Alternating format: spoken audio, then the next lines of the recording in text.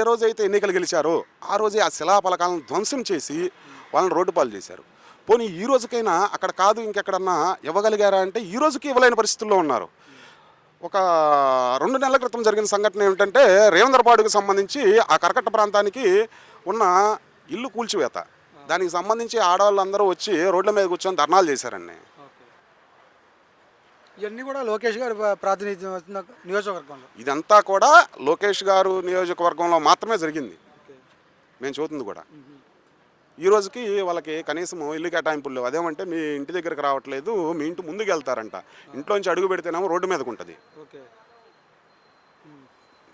జనాలను పిచ్చోళ్ళని చేయటం అండి ఎంతప్పటికీ. వీళ్ళు ఏంటంటే కూటమి ప్రభుత్వంలో గత ప్రభుత్వంలో ఏదైతే ఇండస్ట్రీస్ కానీ ఫ్యాక్టరీస్ కానీ అట్లాగే తీర ప్రాంతానికి సంబంధించిన ఫిష్ ల్యాండ్ సెంటర్స్ కానీ పోర్ట్లు కానీ ఏవైతే శాంక్షన్ అయ్యాయో అవి మేమే అమలు చేస్తాము. మా ఆలోచన ఇదంతా మేము పెట్టిన ప్రతిపాదిక అని చెప్పేసి ఈరోజు చెప్పుకొని వీళ్ళు మాట్లాడాల్సిన పరిస్థితి.